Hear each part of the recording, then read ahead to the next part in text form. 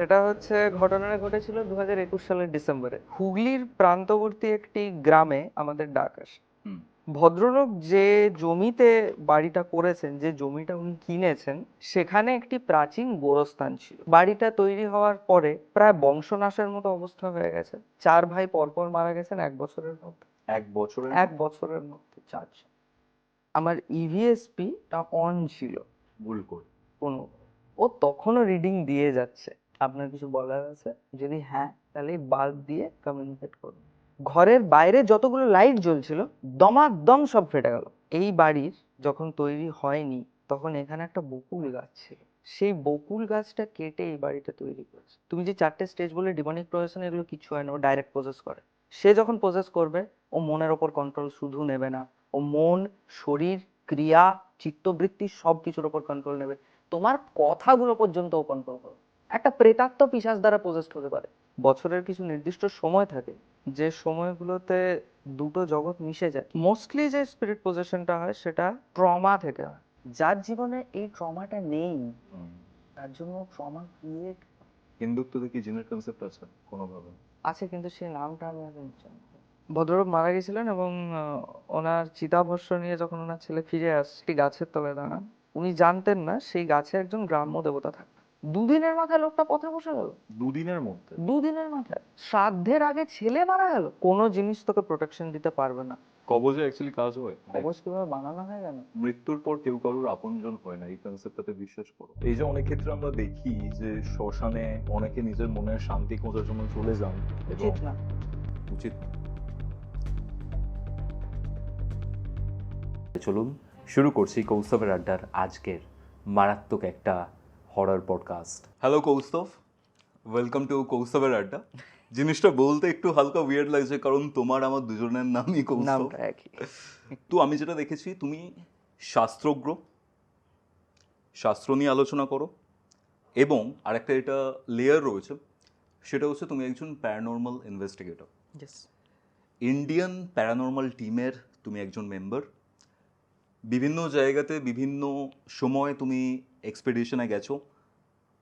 আমি যতদূর জানি অনেক কিছু হয়তো ফিলও হয়েছে এইগুলো করতে গিয়ে। অবশ্যই। আজকে আমি সেই ঘটনাটা দিয়েই স্টার্ট করতে চাই। প্যারানর্মাল ইনভেস্টিগেশন করতে গিয়ে তোমার সাথে কিছু নিজের প্যারানর্মাল অ্যাক্টিভিটি ঘটেছে, সেই ঘটনাটা আগে জানতে চাই। কি হয়েছিল Kaustav?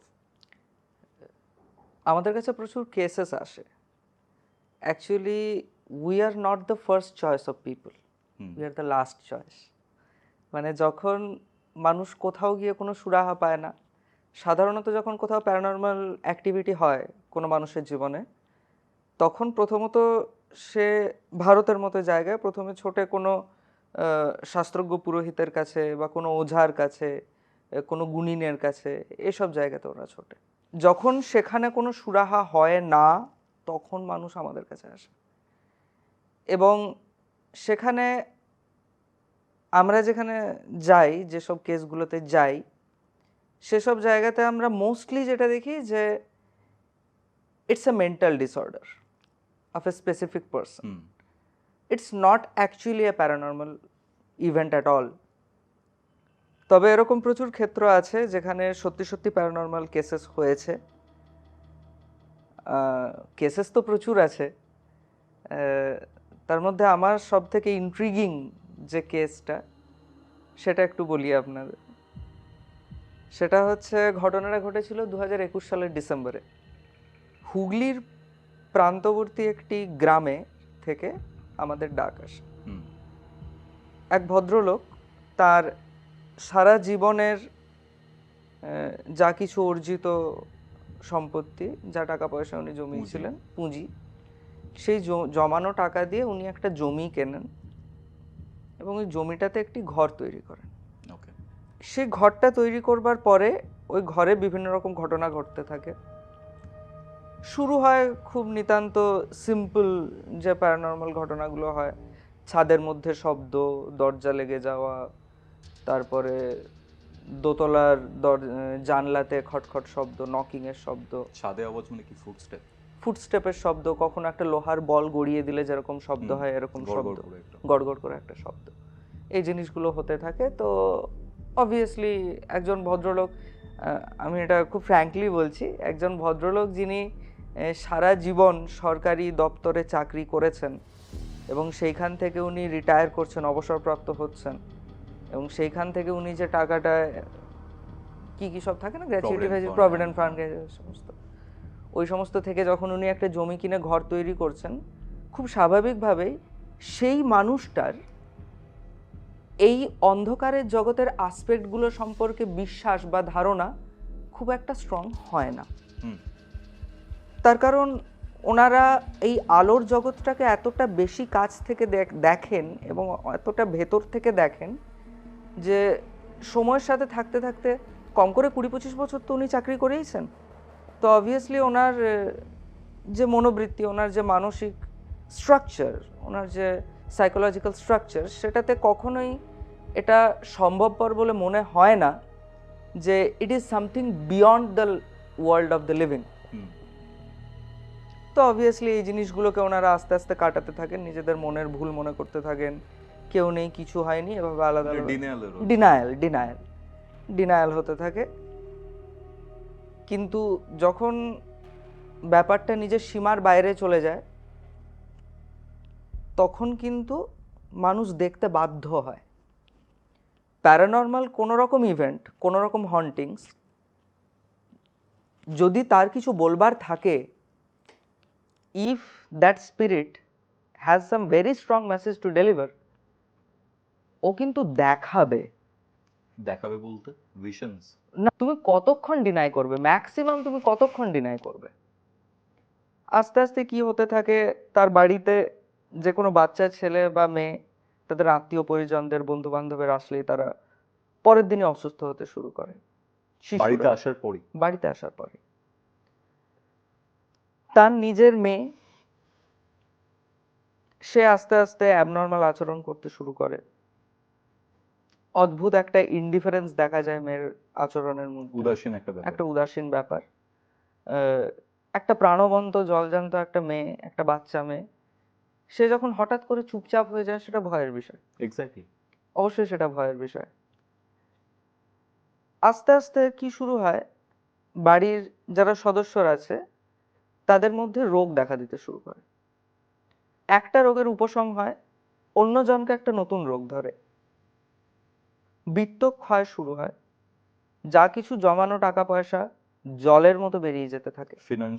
Financial crisis, acute financial crisis তৈরি হয়, এবং ওই বাড়িটা বসবাসের অযোগ্য হয়ে ওঠে। এবং এই বাড়িটা, একটা বাড়ি কিসে বাড়ি হয়? একটা বাড়ি জাস্ট তো একটা ইট সিমেন্টের স্ট্রাকচার না। ইমোশনস থাকে, স্মৃতি থাকে, প্রচুর ঘটনা থাকে, অনেক কিছু দিয়ে একটা বাড়ি তৈরি হয়।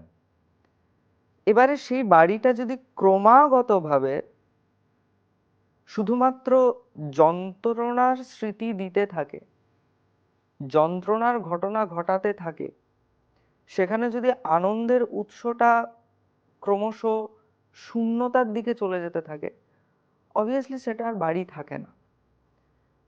সে যতই নিজের ভিটে হোক, নিজের কষ্টার্জিত অর্থ দিয়ে তৈরি করা ঘর হোক না কেন, আমার মনে হয় বাবা এর থেকে আমি ভাড়া বাড়িতে ভালো ছিলাম।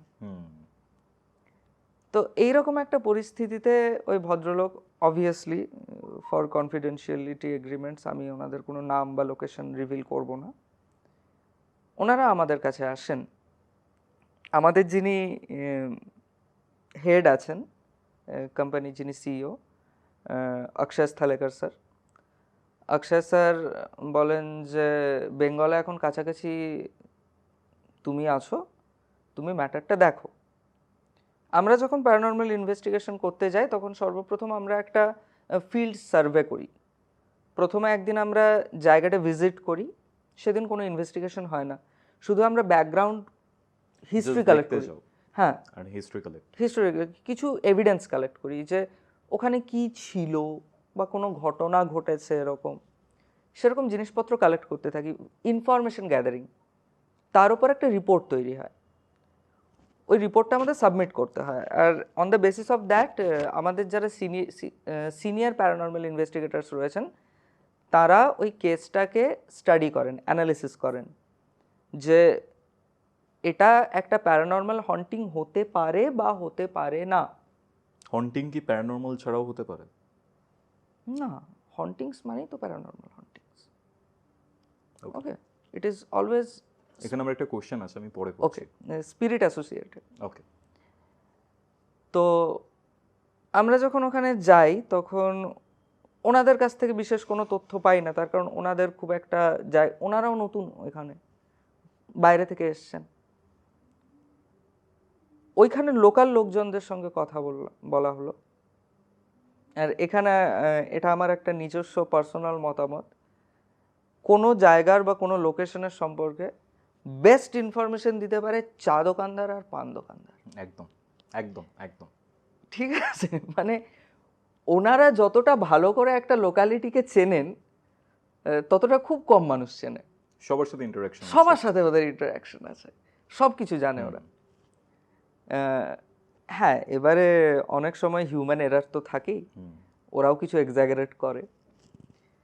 তো সেই ভদ্রলোক ওখানে 2-3টে জায়গা থেকে আমরা একটা তথ্য পাই যে ভদ্রলোক যে জমিতে বাড়িটা করেছেন, যে জমিটা উনি কিনেছেন, সেখানে একটি প্রাচীন গোরস্থান ছিল, কবরস্থান। মুসলমানদের একটি খুব প্রাচীন ওখানে একটি কবরস্থান ছিল, এবং পরবর্তীকালে সেই কবরস্থানটাকে ডেমলিশ করে ওই জায়গাটা প্লট ওয়াইজ বিক্রি করে দেওয়ার সিদ্ধান্ত নেওয়া হয়। তো যখন একটা কবরস্থানকে এরকম প্লট ওয়াইজ বিক্রি করে দেওয়া হচ্ছে, মাটির নিচে যে লাশগুলো ছিল, যাদেরকে দাফন করা ছিল, তাদের বডিগুলোকে রিমুভ করা হয়? না, হয়নি। সমস্যাটা এখানেই দাঁড়ায়, তার কারণ গোরস্থানটা পরে শিফট হয়ে গেছিল। গত 50 বছর ধরে ওইখানে কোনো বডি পোঁতা হয়নি। ওকে, ঠিক আছে, ওই জায়গাটাতে গত 50 বছর ধরে কোনো বডি পোঁতা হয়নি, যা ছিল তার আগের ছিল। এবারে অবভিয়াসলি অথরিটি মনে করেছে যে ওই জায়গা তো এখন অ্যাবান্ডান্ড হয়ে আছে, অতএব ওটা প্লট করে বিক্রি করে দাও। ওখানে লোকালিটি এক্সপ্যানশন অফ সিভিলাইজেশন হোক, ওখানে যে মূল মহকুমা ছিল তার থেকে একটু দূরে, ওটা তো এখন সরে গেছেই। এখন তো কোনো মুসলিমের দেহান্ত হলে পরে অন্য জায়গাতে এখন দফন করা হচ্ছে। এই তথ্যগুলো আস্তে আস্তে নিতে নিতে নিতে নিতে একটা জিনিস বেরিয়ে আসে যে ওখানেরই একজন ভদ্রলোক বললেন যে দাদা একটু খেয়াল করে দেখবেন যে ওই গোটা মহল্লাতে 4টে বাড়ি আছে, কেউ সুখী নেই। ওকে ওকে। মানে যেটা গোরস্থান ছিল সেটা প্লট করে বিক্রি হওয়ার পরে জাস্ট 4টে বাড়ি ওখানে তখন অবধি তৈরি হয়েছে। সেই 4টে বাড়িতে কেউ সুখী নেই। ওকে, 4টে বাড়ি ভিজিট করা হলো, দেখা গেল 4টে বাড়িতে 4 রকমের প্রবলেমস মানুষজন ফেস করছে। কোথাও কোনো বাড়িতে একটা খুব সুস্থ সবল একটা মানুষ, সে ক্যান্সার রোগে আক্রান্ত হয়েছে। কোথাও বাড়িটা তৈরি হওয়ার পরে প্রায় বংশনাশের মতো অবস্থা হয়ে গেছে। পরপর ওনারা 6 ভাই ছিলেন, 4 ভাই পরপর মারা গেছেন 1 বছরের মধ্যে। 1 বছরের মধ্যে 4 জন মারা গেছেন। এরকম ঘটনা। তৃতীয় জন তো আমি বললামই, আর চতুর্থ জনেরটা খুব disturbing. I am not going to tell about it. আমরা এই রিপোর্টটা তৈরি করে পাঠাই এবং আমাদের अजय सर, अक्षय सर এনারা বললেন যে ये हो सकता है, इट इज पॉसिबल, तो आप जाओ वहाँ पे इन्वेस्टिगेशन करो। এবার ইনভেস্টিগেশন কখনো একা হয় না, মোটামুটি 4-5 জনের একটা টিম লাগে, বিকজ আমাদের অনেকগুলো ইকুইপমেন্টস আছে যেটা একজন একার পক্ষে হ্যান্ডেল করা সম্ভব নয়। 5 জনের একটা টিম তৈরি করা হলো। সেই 5 জনের ওইখানে প্যারানর্মাল ইনভেস্টিগেশনের জন্য যে ডেটটা ফিক্স হলো, যে ওই দিন আমরা যাব, ওই দিন রাত্রে আমরা ওখানে ইনভেস্টিগেট করব, আমি ছাড়া বাকি 4 জন কোনোভাবে পৌঁছাতে পারলো না। তোমরা যে এই ডেটটা ফিক্স করো যে এই দিনটাতে যাওয়া হবে, কোনো কিছু মেনটেন করে বা কোনো কিছু কি ক্যাচ করেছে এখানে যে একটা পার্টিকুলার তিথি নক্ষত্র দেখে দিন ফিক্স করে এরকম ব্যাপার হয় কি? ক্লিনজিং এর সময় হয়, ইনভেস্টিগেশনে হয় না। ওকে। আমরা এরকমই একটা ডেট ঠিক করি যেটাতে সবাই Available. কমফোর্টেবল থাকে, অ্যাভেলেবল থাকে। সবাই তো এক জায়গায় হুম। থাকে না, বিভিন্ন জায়গা থেকে আসে। একজন ভোপাল থেকে আসছিলেন, একজন কলকাতা থেকে আসছিলেন, একজন পুনে থেকে আসছিলেন, একজন দিল্লি থেকে আসছিলেন। আর আমার তো বাড়ি এখানে হুম। বেঙ্গলে, আমি পৌঁছে যেতেই পারতাম। আমি বেরিয়ে গেছি, আমি অর্ধেক পথে যাওয়ার পরে একটা করে ফোন আসতে শুরু করে, যে, কৌস্তভ কাল করো, আজ नहीं हो पा रहा है। কেউ বললো परसों करो, नहीं हो पा रहा है, ये प्रॉब्लम आया, ये प्रॉब्लम आया। বিভিন্ন জনের বিভিন্ন রকম প্রবলেম হলো। ঠিক আছে, আমি বলি যে ঠিক আছে, আমি যাচ্ছি, গিয়ে নিয়ে পর 2 দিন ওয়েট করে নেবো, সবাই আসবে তারপর করব। আমার কাছে তখন 2021 সালে এই পুরো বেঙ্গল সার্কেলে, বেঙ্গল, উড়িষ্যা, ঝাড়খণ্ড, আসাম, এই পুরো সার্কেলের সমস্ত ইকুইপমেন্টের দায়িত্ব আমারই ছিল। মানে আমি ওগুলো বয়ে বয়ে নিয়ে যেতাম, মানে অনেকগুলো ব্যাগ হতো, হুম। তো আমি ওগুলো বয়ে বয়ে নিয়ে যেতাম, আবার আমি ফেরত নিয়ে আসতাম। ওনারা আসতেন, রিডিংস নিতেন, তারপর ওনারা বেরিয়ে যেতেন রাত্রিবেলায়। এবারে বলে না যে বদবুদ্ধি চাপে মাথায়, তো সেরকম বদবুদ্ধি চাপলো। আমি বলি যে ওনারা যখন আসবেন আসবেন, তখন আরেকবার করা যাবে, আজকে আমি দেখি কতটা করতে পারছি। কিউরিওসিটির বসে রিডিং কিউরিওসিটির বসে আমি রিডিং নিতে স্টার্ট করি। সেদিন রাত্রে ওনাদেরকে বললাম যে আপনারা কোনো লজ বা হোটেলে চলে যান, ঘর খালি করুন, তুমি পুরো বাড়িতে একা? আমি পুরো বাড়িতে একা থাকবো।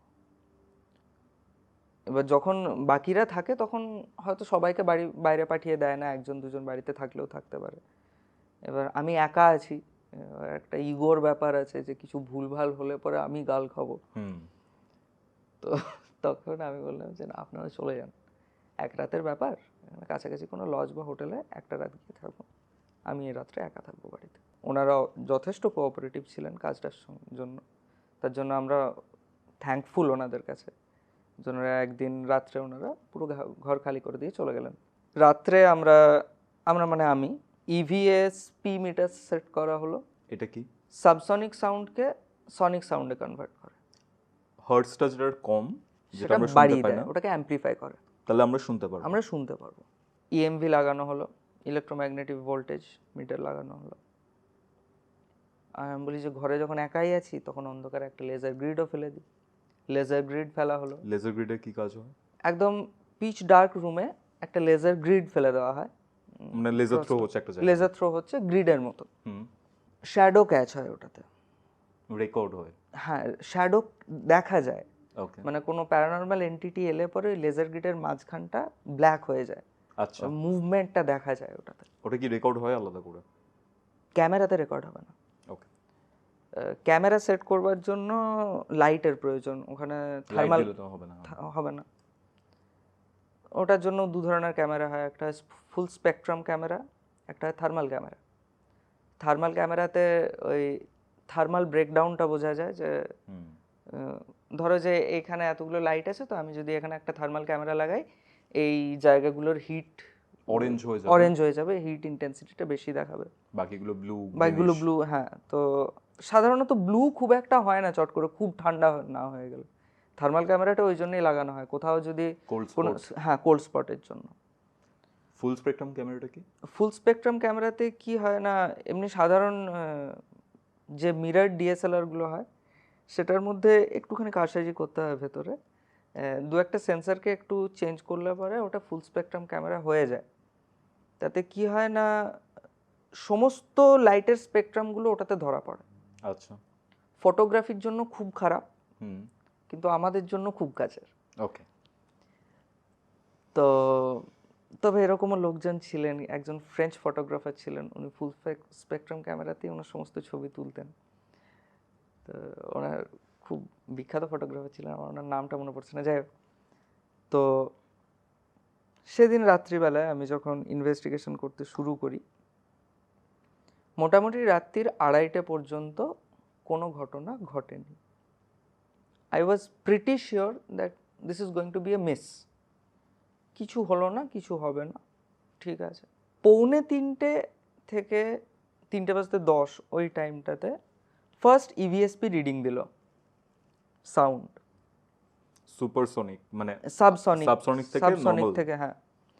এবারে সাবসনিক যে সুপারসনিক হচ্ছে, কোন সাবসনিকটা সুপারসনিক হচ্ছে যেটা স্পিরিটে, সেটা বুঝবার একটা পদ্ধতি আছে। একটা গ্রাউল আসে, ওকে, একটা মানুষের শব্দ আসে, ঘর ঘর করে গলা থেকে যে হ্যাঁ শব্দটা হ্যাঁ, বেরিয়ে আসে। কিন্তু সেই শব্দটার কোনো ভাষা থাকে না, কোনো শব্দ স্পেসিফিক থাকে না, একটা নয়েজ থাকে। সেই নয়েজটার থেকে আমরা বুঝতে পারি যে ওইখানে কোনো একটা স্পেসিফিক এন্টিটি কমিউনিকেট করার চেষ্টা করছে। তো যখন ও এরকম করে কমিউনিকেট করবার চেষ্টা করলো, অবভিয়াসলি আমরা আমাদের যে টেকনিক আছে সেটা দিয়ে কমিউনিকেট করবার করলাম যে কেউ যদি আছেন তো কোনো একটা বার্তা দিন, যে so that we can understand that you are here. তোমরা কোন ল্যাঙ্গুয়েজে কথা বলো? আমরা নিজেদের ল্যাঙ্গুয়েজে কথা বলি, ওদের কাছে ল্যাঙ্গুয়েজ ব্যারিয়ার কাজ করে না। কেন? ওরা ভাষাটা বোঝে, ওরা বিবক্সাটা নেয়। মানে আমরা যখন কোনো কথা বলি সেটা দু ধরনের অর্থ হয়, একটা হয় বিবক্সা, একটা হয় শব্দার্থ। শব্দার্থ মানে আমি এক্স্যাক্টলি তোমাকে যেটা বললাম সেটার আক্ষরিক অর্থটা কি, আর বিবক্সা মানে হচ্ছে যে কি ভেবে বলছি। ওরা ভাবটাকে নেয়। ওরা ওই বিবক্সাটা নেয়, ওই বিবক্সা শব্দটা নেয়। তো এটাই স্ফোটবাদ, ব্যাকরণে এটাকে স্ফোট বলে। ওকে, তো এই স্ফোট তত্ত্বটা কতটা প্রমিনেন্টলি কাজ করে আমরা এই জগতে বুঝতে পারি না, আমরা ওই জগতে যখন কমিউনিকেট করি তখন বুঝতে পারি যে স্ফোটবাদ অ্যাকচুয়ালি যে কোনো কি। ভাষায় বলো ওরা ও বুঝে ভাবটাকে নেয়, নিয়ে নেয়, ও বুঝে বুঝে নেয়। নেয়, ওকে, স্ফোটটা নেয় ওরা। তো খুব ড্রাস্টিক্যালি ও রিপ্লাই করেছিল, একজনই ছিল, সে রিপ্লাই করেছিল, এবং সেই রিপ্লাইটা কোনো আমরা যে আমি যে ইকুইপমেন্টগুলো নিয়ে গেছিলাম সেটাতে ধরা পড়েনি। ঘরের বাইরে যতগুলো লাইট জ্বলছিল দমাদম সব ফেটে গেল। আচ্ছা, যতগুলো লাইট জ্বলছিল সমস্ত ফাটতে শুরু করলো, এক এক করে ফাটলো। We need to stop right here. I stopped all the equipments, put on the lights, যে ঠিক আছে, নাও লেটস স্লিপ, ঘুমিয়ে পড়ো, এখানে সত্যি প্যারানর্মাল অ্যাক্টিভিটি আছে, কি বোঝাতে চেয়েছিল বুঝতে পেরেছিলাম? হি এক্সিস্টস। এটা বুঝতে পেরেছিলাম। অ্যাকচুয়ালিও আমাকে তাড়াতে চাইছিল, যে যে এগুলো বন্ধ কর, ঘর যা, এটাও বলতে চেয়েছিল। After I stopped all the equipments, pack up করে নিয়ে পরে আমি শুতে চলে গেছি। আমার ইভিএসপিটা অন ছিল ভুল করে কোনোভাবে, ও তখনও রিডিং দিয়ে যাচ্ছে, সাউন্ড আসছে তখনও মানে ওটার থেকে কি কোনো ইভিএসপি থেকে। সাউন্ড বেরোয়? হ্যাঁ, ইভিএসপিতে শোনা যায়, ওকে, ইভিএসপি থেকে তখনও সাউন্ড আসছে, কিছু একটা বলার চেষ্টা ও করছে। কিছু বলার চেষ্টা করছে। এবারে হাউ উই ইন্টারাক্টেড, যে আপনার কিছু বলার আছে? যদি হ্যাঁ কিছু বলার আছে তাহলে এই বাল্ব দিয়ে, একটা বাল্ব জ্বলছিল, তো এই বাল্ব দিয়ে আপনি কমিউনিকেট করুন। দপ দপ দপ দপ দপ দপ। আমি কি চলে যাব এখান থেকে? হ্যাঁ হ্যাঁ চলে যাও। ওকে, যারা এখানে থাকছে তারা ফিরে আসবে? বাল্ব স্থির। মানে না বলছে, হ্যাঁ বা নাতে কমিউনিকেট করছে। হ্যাঁ হ্যাঁ, দপ দপ দপ দপ করবে, না মানে বাল্ব স্থির থাকবে। আমি বলি যারা এখানে থাকছিল তারা ফিরে আসুক, তাহলে আমি রাত্রেই তাদের ফিরিয়ে আনার ব্যবস্থা করছি। আমি বলি মানে তারাও চলে যাবে? হ্যাঁ চলে ওকে যাক, ওকে, চলে যাক। আমি বলি তাহলে একটু সময় চাই আমার, সেই সময়টা কি আপনি আমাকে দেবেন? স্টপ, না আমি সময় দেবো না। আমি বলি আমাকে 3 দিন সময় দিন, আমি আপনাকে রিকোয়েস্ট করছি, আপনি আমাকে 3 দিন সময় দিন, 3 দিনের মাথায় আমি ঘরের কিছু একটা ব্যবস্থা করে দেবো।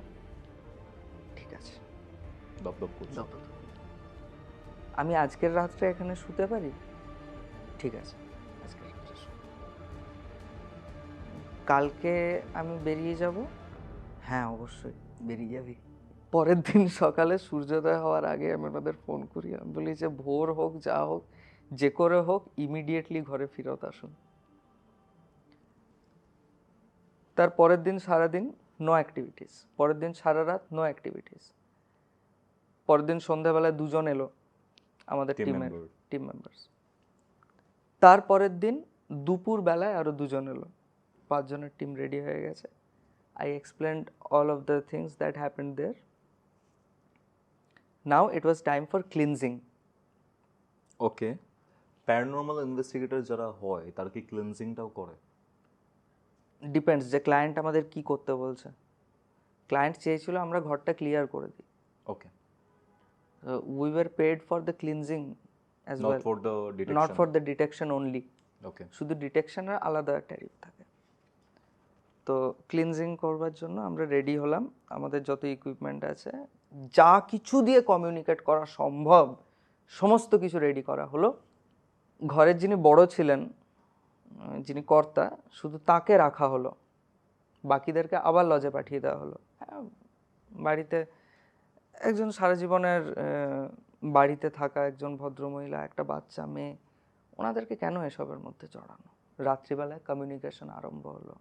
সেদিন বেশিক্ষণ অপেক্ষা করতে হয়নি, 10টার মধ্যে হি ওয়াজ দেয়ার, রিডিংস পাচ্ছি।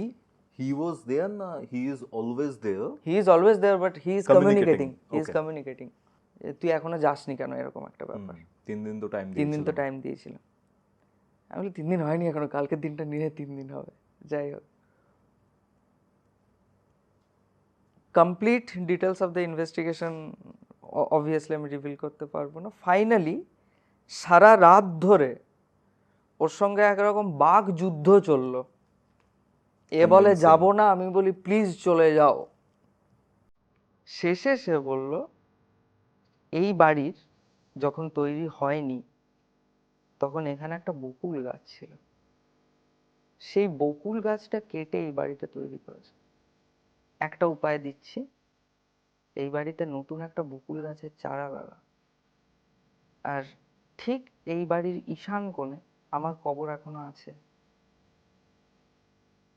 সেইখানে আমাকে প্রত্যেক শনিবার আর শুক্রবার শনিবার 2 দিন আমাকে ওইখানে একটু করে বাতাসা দিয়ে আসবে।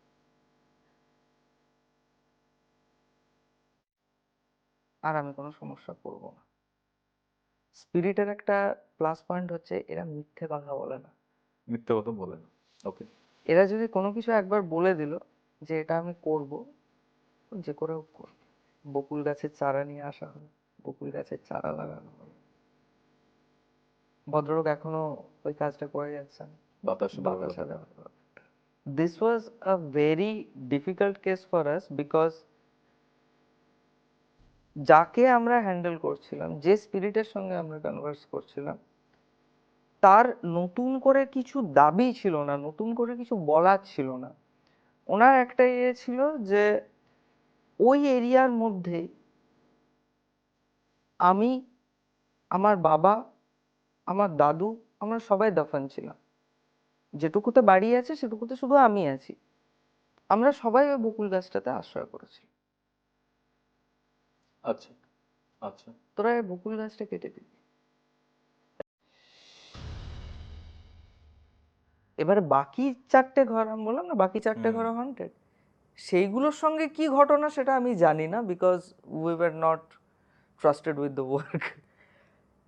এই ঘরটার ক্ষেত্রে এই কাজটা ছিল। সো আমরা এখান থেকে একটা সিদ্ধান্তে এলাম যে এরা খুব সেন্টিমেন্টাল হয়, এইসব এন্টিটি এরা স্পিরিটস এসব এন্টিটি এরা খুব সেন্টিমেন্টাল হয়, খুব সফট হার্টেড হয়। যে খুব ছোট ছোট জিনিসে এদের ভালো লাগে, খুব ছোট ছোট জিনিসে এদের গায়ে লেগে যায়। রাগটাও সেরকমই হয়। রাগটা সেরকম হয়। তার কারণ ওদের রাগটার বহিঃপ্রকাশ করবার ওরা ওই মাপটা জানে না যে কতটা রাগতে হবে। আচ্ছা, ঠিক আছে, ওদের রাগের একটাই বহিঃপ্রকাশ, ক্ষতি। মনে প্রাণে মেরে দাও। ক্ষতি মেরে তো দিচ্ছে না কাউকে, মেরে দিলে তো আলাদা ব্যাপার। মেরে দেওয়ার মতো মানে অত্যন্ত একটা চাপ সৃষ্টি করা, একটা যন্ত্রণার অবস্থা সৃষ্টি করা, এটা ওরা করতে পারে। ওদের কাছে তো এই ডেফিনিশনটা ক্লিয়ার নয় যে কতটা রাগতে হয়। মানুষ যখন ছিল তখন ছিল, এখন তো নেই। মৃত্যুর পর কেউ কারোর আপনজন হয় না, এই কনসেপ্টটাতে বিশ্বাস করো? না, হয়।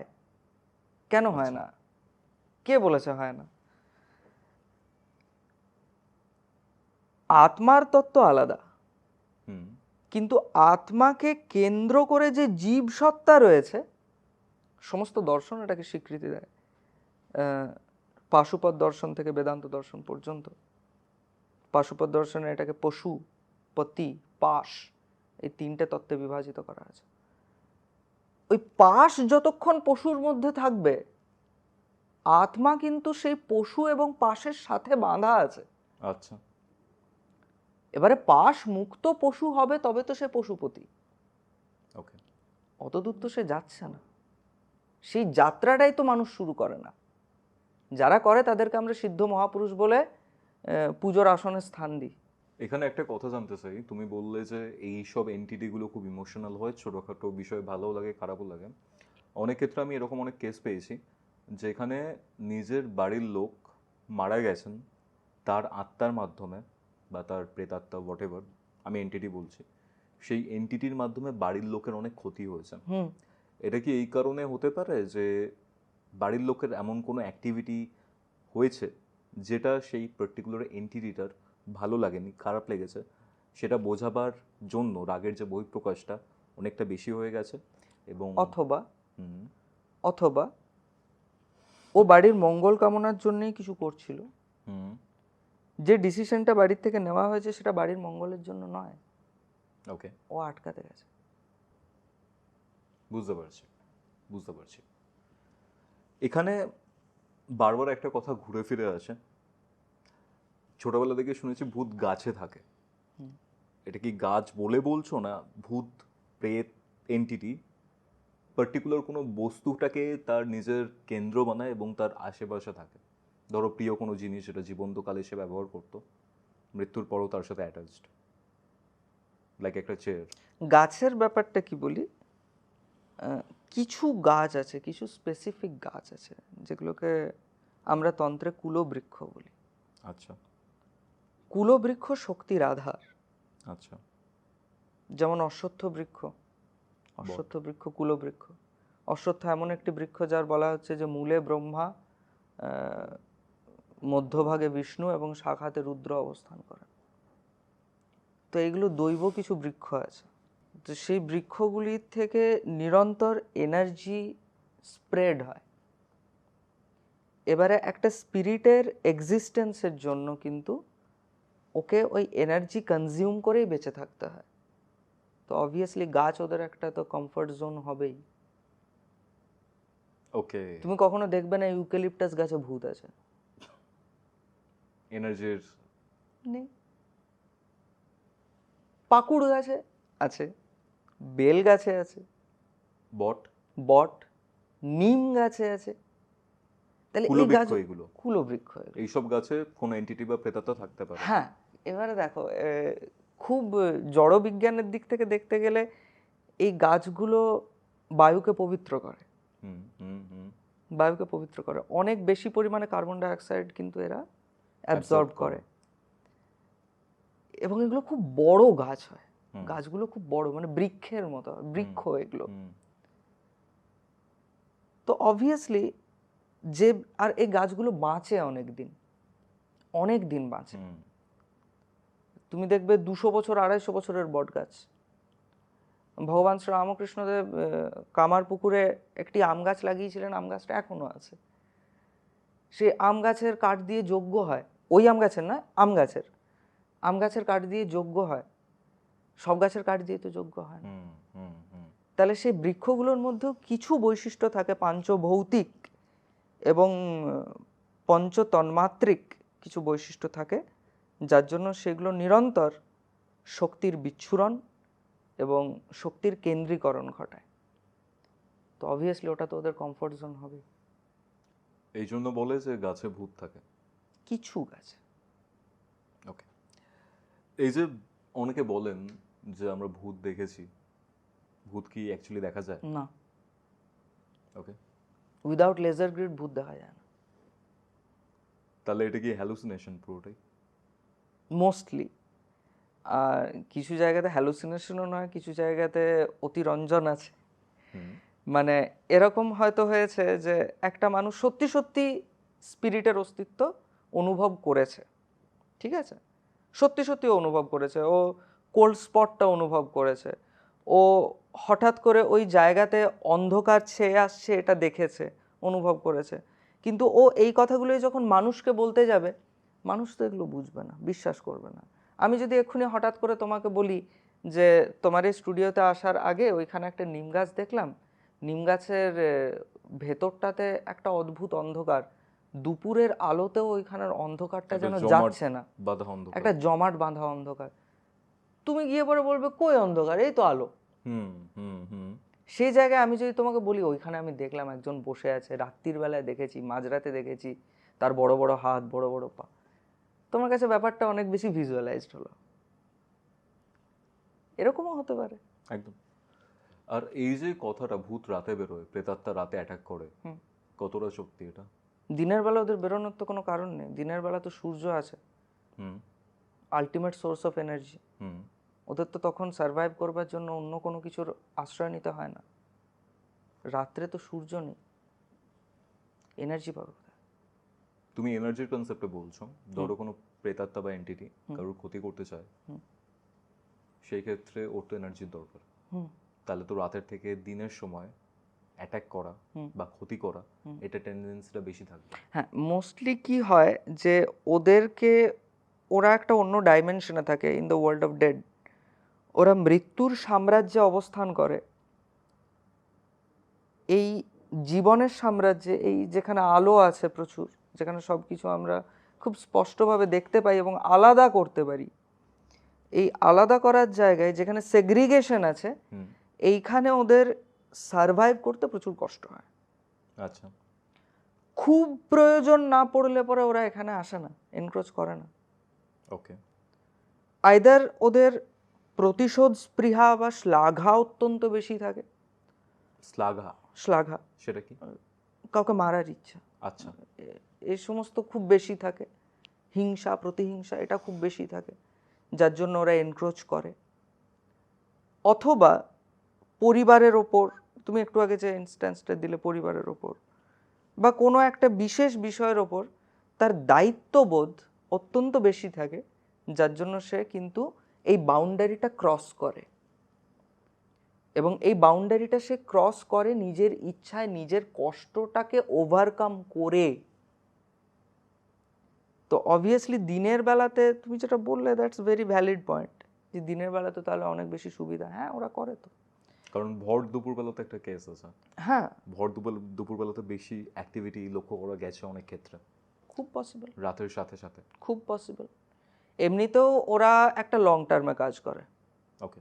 হঠাৎ করে দুম করে একটা কিছু করে দিল, ওরা এটা করে না। একটা লং টার্মে, একটা সময় নিয়ে কাজ করে ওরা, অনেকটা সময় নিয়ে কাজ করে। আর কৌস্তব, আমি এটা দেখেছি, কোনো বাড়িতে যদি এরকম অ্যাক্টিভিটি থাকে, তিনটে জায়গায় প্রবলেম হয়। একটা ফিনান্সিয়াল অ্যাসপেক্ট, একটা Health, ইমোশনাল অ্যাসপেক্ট, একটা health, একটা রিলেশনের দিক থেকে যদি আমি বলি। হেলথ, হেলথ, হ্যাঁ, হেলথ তো হেলথ সবার ডেফিনেটলি আগে, আছে। সবার আগে হেলথ, ফিনান্স, হেলথ আর সাইকোলজি, এই তিনটে জায়গাকে ওরা অ্যাটাক করে। জলের মতো বিত্তক্ষয় হবে, এমন অসুস্থতা, এমন রোগ দেখা যাবে যেটাকে আমাদের জ্যোতিষের ভাষায় দুঃসাধ্য বা অসাধ্য ব্যাধি বলে। আচ্ছা। হয়তো ওই ব্যক্তির জন্মছকে অসাধ্য ব্যাধি নেই, দুঃসাধ্য ব্যাধি নেই, যাদের মধ্যে এই ব্যাধিগুলো হয় সে তো নক্ষত্রের যোগে হয়, সেটা তার নেই, সেটা হচ্ছে। কিন্তু এটাকে তো আরেকটা ভাবে ডিটারমাইন করা যায়। ধরো অসাধ্য ব্যাধি নেই, কিন্তু লাইফের এমন একটা অ্যাসপেক্ট আসতে পারে যে অ্যাসপেক্টে গিয়ে সে এই সকল প্যারানর্মাল এন্টিটির সম্মুখীন হবে, সেটা তো বিচার করা যেতেই পারে। সেখান থেকে যদি কানেক্ট করা যায় তাহলেও তো বোঝা যেতে পারে যে না, সবসময় বোঝা যায় না যে কিভাবে অ্যাটাকটা করবে। একটা স্পিরিট যখন কোনো একটা ইন্ডিভিজুয়ালের ওপরে অ্যাসোসিয়েটেড হয়, আমি পজেসড বলছি না, আমি বলছি অ্যাসোসিয়েটেড হয়। দুটোর মধ্যে ডিফারেন্স আছে। আছে, অবশ্যই আছে। পজেসড মানে সম্পূর্ণ নিজের নিয়ন্ত্রণে করে নেবে। অ্যাসোসিয়েট দৃষ্টি আছে। তো যখন অ্যাসোসিয়েটেড হয় তখন সেই ইন্ডিভিজুয়ালের জন্মছকের ওপর নির্ভর করে যে ওর ওপর প্রভাবটা কিভাবে পড়বে। বিত্তক্ষয় হবে, স্বাস্থ্যক্ষয় হবে, স্বজনক্ষয় হবে, না কি হবে এক্স্যাক্টলি। তো এটা ওইভাবে বলা সম্ভব নয় যে সবগুলোই হবে কিনা বা কোনো একটা হবে কিনা। জন্মছক দেখে এটা বলে দেবো যে কোনো ব্যক্তি প্রেতাত্মার দ্বারা পজেসড হবেন কি হবেন না? কেতু নিচস্থ থাকেন। কেতু নিচস্থ থাকেন বলে স্পিরিচুয়াল যে পাওয়ারটা ইন্টারনাল, সেটা অনেকটা কম। না, কেতু নিচস্থ থাকেন মানে he has the affinity towards the dark world. Hmm Ketu মোক্ষকারক গ্রহ, হুম উনি দিব্য জগতের দিকেও যেরকম প্রেরণ করেন, অন্ধকারের জগতের দিকেও সেরকম প্রেরণ করেন। কেতু যদি ক্রূর গ্রহ দ্বারা দৃষ্ট থাকেন এবং নিচস্থ থাকেন, তাহলে হি has the maximum affinity towards experiencing paranormal activity. Possessed হতে পারে, আবার পজেস্ট অ্যাসোসিয়েটও হতে হতে পারে। পারে। যদি নিচস্থ আবার ক্রূর গ্রহ দ্বারা দৃষ্টও আছে, হুম মূল ত্রিকোণে আছে, হুম ও পজেস্ট হতে পারে। ওকে, হালকা রাশি ভারী রাশির এই কনসেপ্টটা বিলিভ করো? রাশি তো হালকা ভারী বলে সিদ্ধান্ত জ্যোতিষে কিছু নেই। এক্স্যাক্টলি এক্স্যাক্টলি, কারণ খুব মার্কেটে প্রচলিত একটা টার্ম আছে, আমার রাশি যদি হালকা হয় আমি প্রেতাত্মা দ্বারা খুব তাড়াতাড়ি নিয়ন্ত্রিত হব, ভারী রাশি হলে হব না। না না না, এক্স্যাক্টলি। এরকম কিছু না। রাশি তো চর মন্দ এই হ্যাঁ, সমস্ত আছে, দ্বৈত। দ্বৈত। তারপরে এই হালকা ভারীর কনসেপ্ট তো আমরা জানি না, সিদ্ধান্ত জ্যোতিষে নেই। এক্স্যাক্টলি, মানে ভারী রাশি হালকা রাশির কনসেপ্টটা is a myth. Yeah, it's myth. Okay, এই যে তুমি একটা কথা বললে world of living, world of dead, Dead. এটা দুটো ডিফারেন্ট ডাইমেনশন, আমি বুঝতে পারছি। এই যে দুটো ডিফারেন্ট ডাইমেনশন রয়েছে, সেটা কি কখনো কোলাইড করে যায় যার জন্য তারা আমাদের জগতে চলে আসেন বা তাদেরকে ডেকে আনা হয়? হ্যাঁ হ্যাঁ হ্যাঁ, কোলাইড করে, কোলাইড করে। একটা বছরের কিছু নির্দিষ্ট সময় থাকে, বছরের কিছু নির্দিষ্ট সময় থাকে যে সময়গুলোতে দুটো জগৎ মিশে যায়। আচ্ছা, শেষ যেমন? মহালয়া, ওকে, ভূত চতুর্দশী, ভূত চতুর্দশী, মহালয়া, মহাষ্টমী, হুম অশোকাষ্টমী, শিব চতুর্দশী মানে মহাশিবরাত্রি। হুম হুম সব শিবরাত্রিগুলোতে কাছাকাছি আসে, কোলাইড করে যায় না। ওকে, মহাশিবরাত্রিতে একদম মিশে যায়। World of living world of death দুটো ওয়ার্ল্ড, মিশে যায়। সব সব ওয়ার্ল্ড, সব ওয়ার্ল্ড, আচ্ছা, মানে এন ডাইমেনশনাল যে জগৎ আছে। এই জায়গাটা একটু ব্যাখ্যা করো, এন ডাইমেনশনাল। এন ডাইমেনশনাল মানে অসংখ্য, হুম প্রচুর সংখ্যায়, মানে এক্স্যাক্টলি বলা যাবে না যে কতগুলো ডাইমেনশন। হুম ধরো তুমি আমি এখন একটা ডাইমেনশনে কথা বলছি, একজন পদার্থবিজ্ঞানী এলেন, তিনি এই কথাগুলো যদি সত্যি বলে ধরে নেন, তখন উনি ওনার এনার্জি থিওরি, এনার্জি স্পেকট্রাম দিয়ে একরকমভাবে ব্যাখ্যা করবেন। যদি উনি না মেনে নেন, তাহলে পরে এগুলোকে নেগেট করতে উনি বিভিন্নভাবে ব্যাখ্যা করবেন। এটাও তো এন ডাইমেনশন, ওকে, একই ঘটনা। অতএব in the world of living we are surrounded with an dimensions. তাহলে পরে যে জগৎটা আমার ইন্দ্রিয় গ্রাহ্য নয়, ইন্দ্রিয়াতীত বা ইন্দ্রিয় ইতর, সেই জগৎগুলোর মধ্যেও তো এন ডাইমেনশনস আছে। তো এই এন ডাইমেনশনাল যে ইউনিভার্স আছে, এটা কমপ্লিটলি কোলাইড করে যায় এই সময়গুলোতে। এবং এই সময়গুলোতে আমাদের কিছু বিশেষ কাজ করতে বলা হয়, এই সময়গুলোতে ব্রত উপবাস করে, এই সময়গুলো নিয়ম নিষ্ঠাতে থাকে, ইত্যাদি ইত্যাদি করা হয়। নয়তো এতগুলো ওয়ার্ল্ড একসাথে কোলাইড যেহেতু করছে বা মিশে যাচ্ছে, সেটা নেগেটিভ ইম্প্যাক্ট আমার উপর আসতে পারে। নেগেটিভ ইম্প্যাক্ট মানে কি না, আমরা অতি শক্তিশালী শক্তির বিচ্ছুরণ সহ্য করবার জন্য ইকুইপড নই। হুম যে শক্তির বিচ্ছুরণ হয়, শক্তি কখনো পজিটিভ বা নেগেটিভ হয় না, হুম শক্তিটা শক্তি, ওকে, শক্তির বিচ্ছুরণ হয়। আমি সেই শক্তি হ্যান্ডেল করতে পারবো কি না, তার জন্য শাস্ত্র খুব একটা আমাদের উপর ব্যাপারটা ছাড়েননি। যে সব রকম মানুষই তো আছে, কিছু মানুষ আছে অতি দুর্বল, যারা এই বিচ্ছুরণ সহ্য করতে পারবেন না। কিছু মানুষ আছে যথেষ্ট শক্তিশালী, যারা এই শক্তির বিস্ফোরণ হয়তো সহ্য করতে পারবেন। স্পিরিচুয়ালি বলছো? পুরো ম্যাটারটাই তো স্পিরিচুয়াল। হুম যখনই আমি শক্তির ক্ষেত্রে চলে এলাম, তখনই ম্যাটারটা স্পিরিচুয়াল। আজকে কেমিস্ট্রি ল্যাবে দুটো রাসায়নিকের বিক্রিয়াতে যদি একটা এক্সোথার্মিক রিয়াকশন হয়, সেটাও শক্তির বিচ্ছুরণ।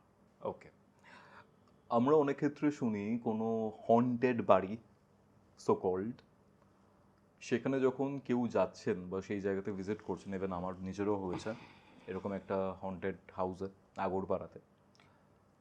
পার্টিকুলার জায়গা না, কিছু কিছু জায়গা খুব ঠান্ডা অনুভূত হয়, আবার অনেক ক্ষেত্রে আমি নিজেরও হয়েছে, শুনেওছি, জেনেওছি, একটা গরম বাতাস লাগে।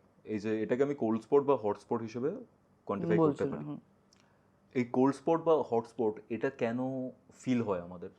একটা শক্তির অসম্ভব তারতম্যের জন্য। কিরকম দেখো, একটা এন্টিটি যার এক্সিস্টেন্সটা নির্ভর করে শক্তির উপর, এনার্জির উপর। এনার্জি বললে মানুষের বুঝতে বেশি সহজ হবে, কারণ শক্তি বলতে মানুষ অনেক কিছু বোঝে। এনার্জি বললে পরে সুবিধা হয়, কিন্তু আমি শক্তি দিয়ে বলছি তার কারণ শক্তি বললে পরে আমি ব্রডার আসপেক্টটাকে কভার করতে পারবো। এমন একটা এন্টিটি যে শক্তির অ্যাসিমিলেশন দিয়ে পরে নিজের এক্সিস্টেন্সটা ধরে রেখেছে, কিন্তু সর্বত্র তো সেই শক্তি নেই। এবার কোনো একটা স্পেসিফিক জায়গায় in the world of living, আলোর জগতে, সেই জায়গাটা অ্যাটেন্ড করবার জন্য বা সেইখানে ওকে এক্সিস্ট করবার জন্য পারিপার্শ্বিক থেকে এনার্জি ক্যাপচার করতে হবে। আচ্ছা, কোল্ড স্পট, কারণ এনার্জিটা নিয়ে নিচ্ছে, হিট এনার্জিটা নিজের মধ্যে ট্রান্সফার করে নিচ্ছে, ওখানে টেম্পারেচার ড্রপ করে যাচ্ছে। Any energy can be converted into hit energy. Exactly. শক্তিটা যদি ঠিক উল্টোটা হয়, যে এমন কোনো একটা স্পিরিট যে যথেষ্ট শক্তিশালী,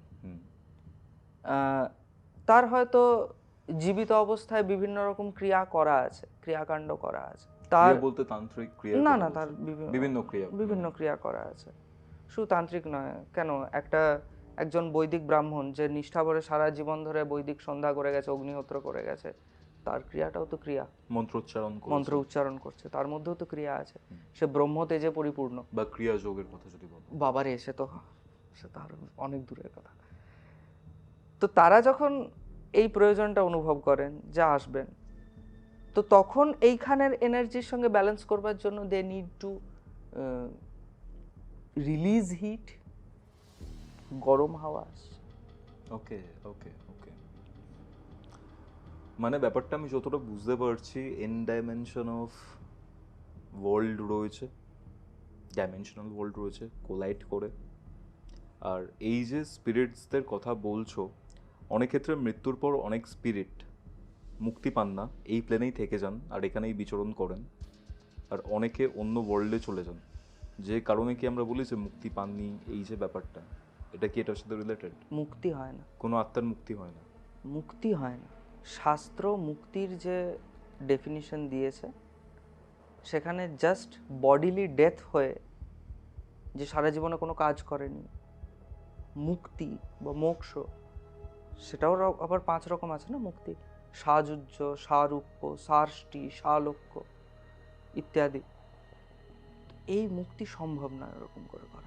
যারা জীবন মুক্ত, জীবদ্দশাতে জানেন মুক্তি কি, তার জন্য চেষ্টা করেছেন, রগড়েছেন নিজেকে, একটা ইমেন্স ট্রেনিংয়ের মধ্যে দিয়ে গেছেন, ইমেন্স প্র্যাকটিস, ইমেন্স ডিসিপ্লিনের মধ্যে দিয়ে গেছেন, তারা জানেন মুক্তি কি।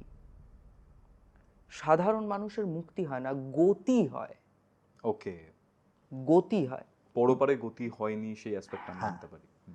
মানে যারা আটকে থেকে যান বা যাদের পারলৌকিক ক্রিয়া হয় না, তারা এখানে আটকে যান, মানে তার ওই সত্তার যে গতিটা হওয়ার কথা পরবর্তী জন্মের জন্য, সেই গতিটা আটকে যায়। তাহলে এখানে আমাকে একটা কথা বলো, কারোর মৃত্যু হয়েছে, মৃত্যুর পরে সে আত্মা, মানে বডি থেকে আত্মাটা বেরিয়ে যাচ্ছে, সেই আত্মাটা পুনর্জন্ম নেবে নাকি dead, the world of the dead, এখানে চলে যাবেন? ওয়ার্ল্ড অফ দ্য ডেডের মধ্যে দিয়ে তো পুনর্জন্মটা হবে, ওটাই তো গতিটা। ওকে, ওটাই তো গতি। এই যে ওয়ার্ল্ড অফ দ্য ডেডের কথা বলছো, সেখান থেকে অনেকে আবার পুনর্জন্মের দিকে না গিয়ে ওয়ার্ল্ড অফ লিভিং এ চলে আসেন, ওটাই কিছু আটকে যাওয়া, প্রতিহিংসার কারণে বা কিছু কারণে। হ্যাঁ, ওইটাই আটকে যাওয়া। ওই বলে না যে মুক্তি হলো না, ওটা এইটা। ওকে, ওটা এইটা এক্স্যাক্ট মুক্তির যে কনসেপ্ট, সেটা এটা নয়। বুঝতে পারছি। মুক্তি ইজ মোক্ষ, কৈবল্য। এই যে অনেক ক্ষেত্রেই আমরা শুনি যে ভূতের ভর হয়েছে, প্রেতাত্মার ভর হয়েছে, বাট পজেশন, স্পিরিট পজিশন হয়েছে। অ্যাকচুয়ালি কি স্পিরিট পজিশন হয়? খুব রেয়ার। আচ্ছা, এমন একটা ক্ষেত্র যেখানে একটা স্পিরিট একটা মানুষের চিত্তবৃত্তিকে সম্পূর্ণভাবে নিজের নিয়ন্ত্রণে নিয়ে এসে তাকে দিয়ে ডাইরেক্টলি কাজ করাচ্ছে, this is very rare, very rare. Okay, তার জন্য তার মোটিভটা ভয়ঙ্কর স্ট্রং থাকতে হবে, এবং সেইটার থেকে তাকে মুক্ত করাটা আরো কষ্টকর। তখন শুধু কমিউনিকেশনের মাধ্যমে তাকে কিন্তু মুক্ত করা যায় না। বিভিন্ন ক্রিয়া আরো অনেক কিছু থাকে। কি ভাবে হয় এই স্পিরিট পজিশন? মোস্টলি যে স্পিরিট পজিশনটা হয় সেটা ট্রমা থেকে হয়। ট্রমা থেকে। ট্রমা থেকে প্রত্যেকটা মানুষের জীবনে একটা নিজস্ব ট্রমাটাইজিং ইভেন্ট ঘটে, হুম খুব হার্ড ট্রমা থাকে। স্পিরিট কি করে, ওই ট্রমাটাকে কাজে লাগায়। হুম যার জীবনে এই ট্রমাটা নেই হুম তার জন্য ট্রমা ক্রিয়েট করে। ওকে। ট্রমাটা ক্রিয়েট করে ওর চিত্তবৃত্তিটাকে নিজের মতো করে ঘুরিয়ে নেয়। হুম হুম চিত্তবৃত্তি বলতে তুমি বলতে তার চাইছো? তার ভাবনা চিন্তার গতি। ওকে। এবারে আমরা যা কিছু করছি সমস্ত কিন্তু আমাদের চিত্তবৃত্তির নিয়ন্ত্রণে হয়। মনের একটা অসম্ভব ডমিনেন্স থাকে অন দ্য ফিজিক্যাল বডি। হুম হুম হুম হুম ঠিক আছে, এই মনের শক্তিটাকে ও কাজে লাগায়, ওইখানটাকে ও ম্যানিপুলেট করে মোস্টলি। আচ্ছা। আইদার ওর প্রিভিয়াস ট্রমাটাইজিং ইভেন্ট যেটা ওর অলরেডি আছে, ধরো একটা পিটিএসডি ডিসঅর্ডারের মানুষ, পোস্ট ট্রমেটিক ডিসঅর্ডার মানুষ, তার ওইটাকে ফিরিয়ে আনবে, পিটিএসডিটা ফিরিয়ে আনবে, বারবার ভিজুয়ালাইজ করাবে, মনে করাবে, বা এমন ছোট ছোট ঘটনা করাবে ওর পেরিফেরাল ভিশন দিয়ে, বা কোনো একটা ঘটনা দিয়ে এরকম একটা পরিস্থিতির সৃষ্টি করবে যেটাতে ওর ওইটা বারবার মনে পড়ে যাচ্ছে, হুম হুম পিটিএসডিটা। পিটিএসডিটা। এখানে একটা ছোট ঘটনা বলি। হ্যাঁ হ্যাঁ হ্যাঁ। একটি মেয়ে ছিল, সে গ্রামে বড় হয়েছে এবং খুব ছোটবেলায় টিউশন থেকে সন্ধেবেলা ফেরার পথে গ্রামে মাঠের ধারে তারই এক বান্ধবীকে তারই কোনো দাদার দ্বারা নিগৃহীত হতে দেখেছে। অ্যাবিউজ করছিল। দেখেছে, কাউকে কিছু বলতে পারেনি মেয়েটা। নিজের শক্তিতে, নিজের মনের শক্তিতে ও ওই ট্রমাটাকে চেপে ধরেছে, আটকেছে, সাপ্রেস করেছে, হ্যান্ডেল করে নিয়েছে। Okay. Now she is an adult. Hmm এখন সে বড় হয়েছে, এখন সে অনেকটা সময় পেরিয়ে গেছে, অতএব ওইটা তার মানে ভুলে যাওয়ার দলে চলে গেছে। ওই ঘটনাটা ও ভুলে গেছে, অলমোস্ট ভুলে গেছে। কোথাকার কেস এটা? এটা মেদিনীপুরের কেস। ওকে। ও ভুলে গেছে কেসটা। যখন বড় হচ্ছে একটা মানুষ, একটা মেয়ে যখন আজকের দিনে বড় হচ্ছে, তার রিলেশনশিপস হচ্ছে, তার নতুন প্রথম রিলেশনশিপ হয়েছে, তার বয়ফ্রেন্ড হয়তো তার হাতটা ধরতে গেছে, খুব বড় কোনো ক্রাইম না, কিছু না, দ্যাটস ভেরি নর্মাল একদম। And very romantic. Yeah, that's very I romantic, could agree. You could agree, that's very romantic. ওটা ফ্ল্যাশ করে গেল, সেই আগের সেইটা। ইভেন্টটা। সেই ট্রমাটা ফ্ল্যাশ করে গেল, ও ঝটকা মেরে হাতটা সরিয়ে নিল। না না না, তাহলে কি এটা একটা দৃষ্টি? হুম হুম এই রকম ট্রমাটাইজ যে মানুষগুলো, তাদের মধ্যে দিয়ে কিন্তু এই প্রেতাত্মাদের দৃষ্টি খুব ভালোভাবে ম্যানিপুলেট করতে পারে, নিজে যেটা চাইছে করিয়ে নিতে পারে। করিয়ে নিতে পারে। ওই ট্রমাটাকেও বারবার তুলে আনবে। তার বয়ফ্রেন্ড এমন একটা মানুষ যে তাকে সত্যি ভালোবাসে, সে তার হাতটা ধরতে চেয়েছে, সেইটাকেও কানেক্ট করবে ওই অ্যাবিউজের সাথে। মারাত্মক জিনিস। কেন মারাত্মক বলছি, একটা রোমান্টিক সিচুয়েশন হ্যাঁ, যেখানে যেটা খুব ফিজিক্যাল পিওর, কন্ট্যাক্ট পিওর, যেটা খুব পিওর, সেখানের ফিজিক্যাল কন্ট্যাক্টের সাথে কোনোভাবে ওই অ্যাবিউজের ফিজিক্যাল কন্ট্যাক্টটাকে রিলেট করা যায় না। যায় না, সেটাকে ও ও রিলেট রিলেট করছে, ও রিলেট করাচ্ছে। This is how these people play with our minds. এরা আমাদের মনের সাথে এইভাবে খেলে, তার কারণ আমাদের নিজের মনের ওপর নিজের সংযম নেই, নিয়ন্ত্রণ নেই। যোগ এই জন্য প্রয়োজন না, মানুষ মাত্রে যোগ এই জন্য করতে হয় না। যোগ বলতে কি বলতে চাইছো? রাজযোগ, যাতে মনের ওপর নিয়ন্ত্রণটা আসে। এখনকার দিনে নেই, তাও চেষ্টা চলছে। তুমি স্পিরিট পজিশনের কথা বললে, এখানে চারটে জিনিস খুব বেশি ম্যাটার করে: infestation, manifestation, obsession, last stage is position. নিজের ফিলটা দেয় আমি এক্সিস্ট করছি বোঝায়। ম্যানিফেস্টেশনে তোমাকে বারবার বোঝাচ্ছে অ্যান্ড তোমার মাইন্ডটাকে কন্ট্রোল করতে চাইছে, তুমি সেই স্পিরিটটাকে নিয়ে অবসেস হয়ে গেলে, ইট ইজ অবসেশন। লাস্টে তোমাকে পুরোপুরি কন্ট্রোল করছে, ইট ইজ পজিশন। এটা হচ্ছে ওই রেয়ার কেসটা, রেয়ার কেসটা। যেখানে ও ডাইরেক্ট অ্যাক্সেস পাচ্ছে একটা মানুষ। কিন্তু আরেকটা পার্টিকুলার টাইপ অফ পজিশন আছে যেখানে এই যে রেয়ার কেসটা খুব বেশি প্রমিনেন্ট হয়ে ওঠে, সেটা হচ্ছে ডেমনিক পজিশন বা টোটালি পিশাচের ডিফারেন্ট, মাধ্যমে। Totally different, totally different, totally different. তুমি যে 4টে স্টেজ বলে ডিমনিক পজেশন, এগুলো কিছু হয় না, ও ডাইরেক্ট পজেস করে। হ্যাঁ, সেটাই বলছি আমি। ডিমন ডাইরেক্ট পজেস করবে। পিশাচ। পিশাচ সে যখন পজেস করবে, ও মনের ওপর কন্ট্রোল শুধু নেবে না, ও মন, শরীর, ক্রিয়া, চিত্তবৃত্তি সব কিছুর ওপর কন্ট্রোল নেবে। তোমার কথাগুলো পর্যন্ত ও কন্ট্রোল করে দেবে। পিশাচ। পিশাচ। তার কারণ একটা পিশাচ সত্তা কিন্তু একটা আত্মা বা প্রেতাত্মার থেকে অনেক গুণ বেশি শক্তিশালী। ও জন্মেইছে পিশাচ হয়ে। পিশাচ হচ্ছে একটা আলাদা এন্টিটি আমাদের হিউম্যানসদের মতো। হ্যাঁ, ওরা পিশাচ হয়েই জন্মায়। ইসলামে কি এদেরকে জিন, ক্রিশ্চিয়ানিটিতে ডিমনস, হিন্দুত্বতে পিশাচ। জিনরা পিশাচ নয়, জিন একটা দৈব সত্তা। পিশাচরাও দৈব সত্তা, ওরাও দেবজনী, কিন্তু জিন আলাদা জিনিস। স্মোকলেস ফায়ার থেকে তৈরি করা হয়েছে এখন কিন্তু ইসলাম। জিন আলাদা জিনিস। হিন্দুত্বতে কি জিনের কনসেপ্ট আছে কোনোভাবে, মানে যেটাকে আমরা অন্য নামে ডাকি বা এরকম কিছু? আছে, কিন্তু সেই নামটা আমি এখন উচ্চারণ করব। ওকে।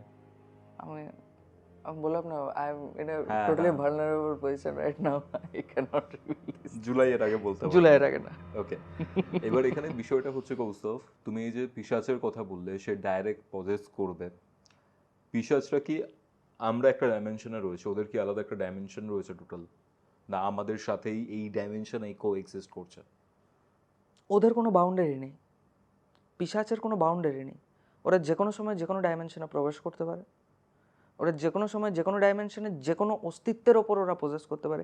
একটা প্রেতাত্মা পিশাচ দ্বারা পজেসড হতে পারে। একটা প্রেতাত্মা পিশাচ পিশাচ দ্বারা পজেসড হতে পারে। কি বলছো এটা? একটা প্রেতাত্মা হুম পিশাচ দ্বারা পজেসড হতে পারে, তার কারণ ও তো একটা এন্টিটি। হুম হুম হুম হুম এরকমও কেস আছে। একটু শুনি। ভদ্রলোক মারা গেছিলেন এবং ওনার চিতাভস্য নিয়ে যখন ওনার ছেলে ফিরে আসছে, তখন রাস্তায় একটি গাছের তলায় দাঁড়ান এবং উনি জানতেন না সেই গাছে একজন গ্রাম্য দেবতা থাকতেন। গ্রাম্য দেবতা? সেটা কি হয়? গ্রামের রক্ষাকর্তা যে দেবতারা থাকেন। মানে ক্ষেত্রপাল বলতে পারি কি আমি? ক্ষেত্রপালের ম্যানিফেস্টেশন। এবারে যে ক্ষেত্রপাল ওখানে থাকতেন, ক্ষেত্রপালক হিসেবে বলছি, যে গ্রাম্য দেবতা ওখানে ইনিও থাকতেন। একটা দৈবিক এন্টিটি। অবশ্য দেবতা, দেবতা। একদমই দেবতা, হুম কোনো দেবজনী নন, জাস্ট দেবতা। তো সেই দেবতা একটু পিশাচ ওরিয়েন্টেড ছিলেন, মানে ওনার আবরণ দেবতারা সমস্ত এক একজন পিশাচ ছিল। এরকম হয়? হ্যাঁ, শিবেরই আছে, আচ্ছা আচ্ছা। মহাদেবেরই আছে। মহাদেবের তো রাক্ষস অসুর সব আছে। মহাদেবের পুজোর আগে আবরণের পূজার মধ্যে কীর্তিমুখের পূজা করা হয়, তিনি কি একজন রাক্ষস। মানে যে কোনো তুমি দেবস্থানে যাও, তুমি দেবস্থানে দেখবে যে দেবতার মাথার ওপরে কীর্তিমুখ। উনি রাক্ষস একজন? উনি একজন রাক্ষস, অসুর। পিশাচ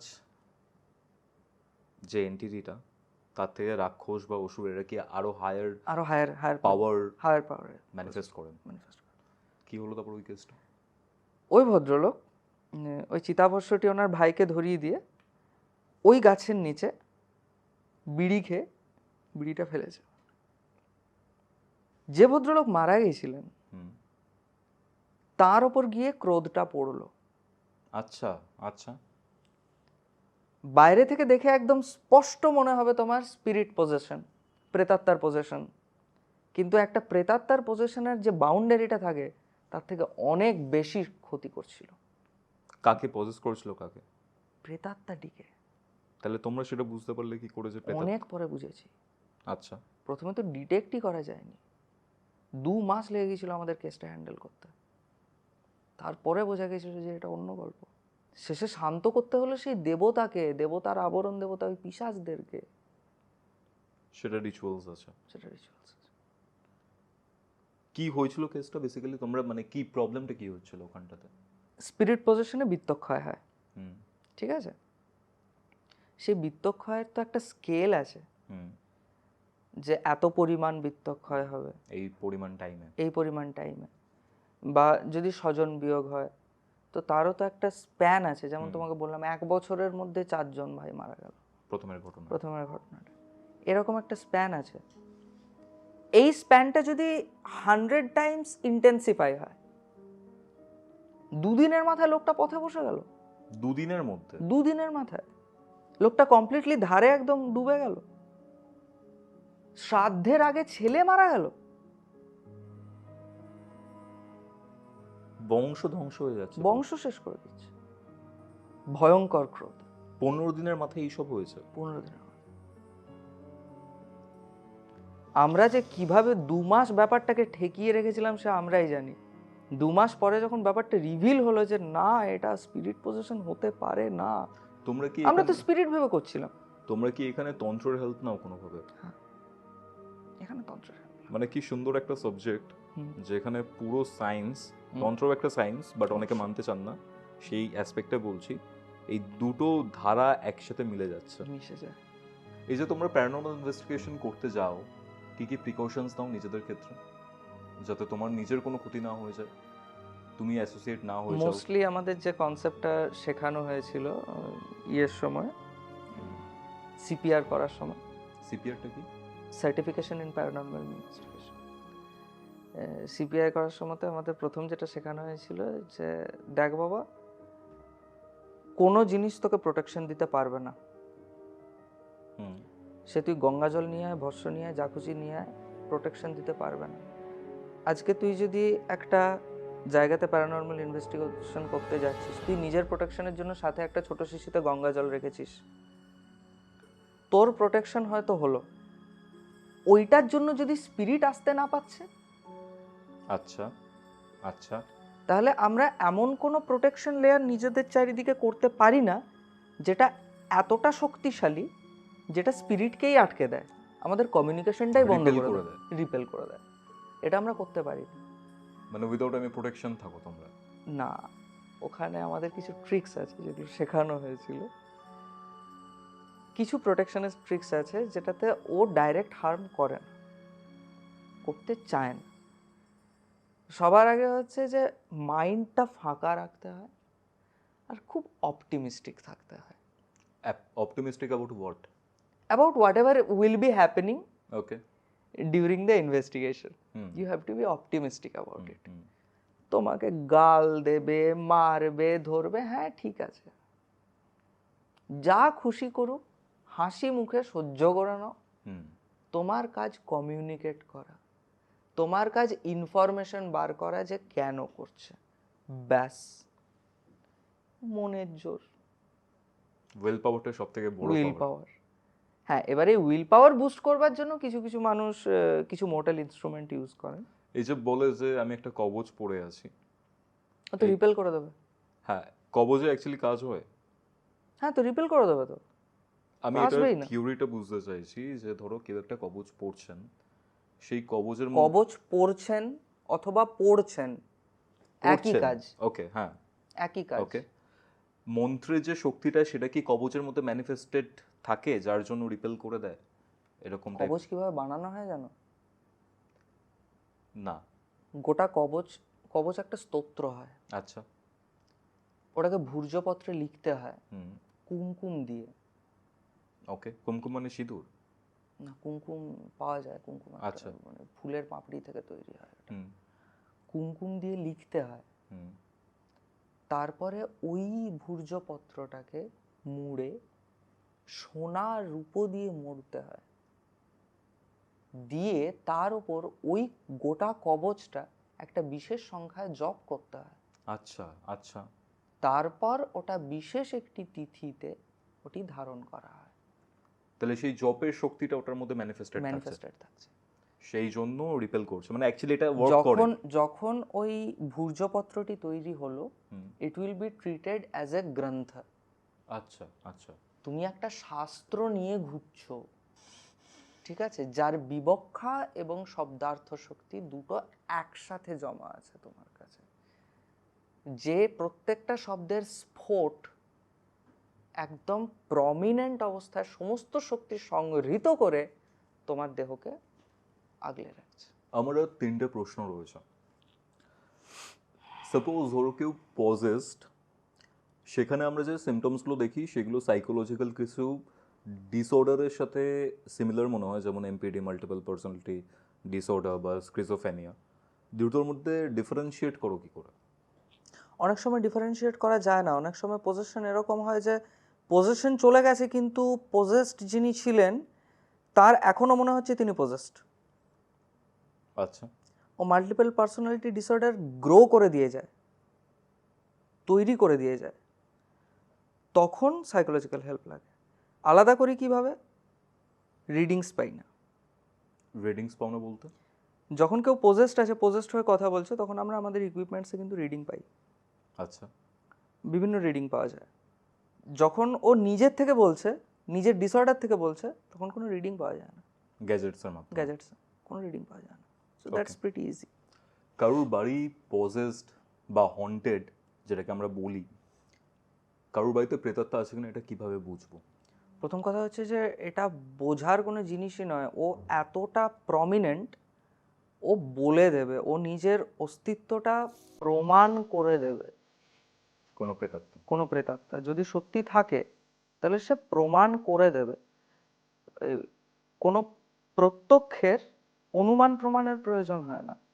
3 ধরনের প্রমাণ আছে: প্রত্যক্ষ, অনুমান এবং শব্দ। শব্দ মানে শাস্ত্র। যেখানে এই 3 ধরনের প্রমাণের মধ্যে প্রত্যক্ষ প্রমাণ শ্রেষ্ঠ। হুম। কোনো বাড়ি হন্টেড বা কোনো একটি ক্ষেত্রর মধ্যে পিশাচ অথবা কোনো প্রেতাত্মার দৃষ্টি আছে এবং সেটা যদি আমাদের জগতে, আমাদের জীবনের মধ্যে প্রভাব ফেলতে চায়, হুম। প্রভাব ফেলছে, সেটা এতখানি প্রত্যক্ষ হবে যে সেখানে অনুমান প্রমাণের কোনো প্রয়োজন হবে না। আচ্ছা।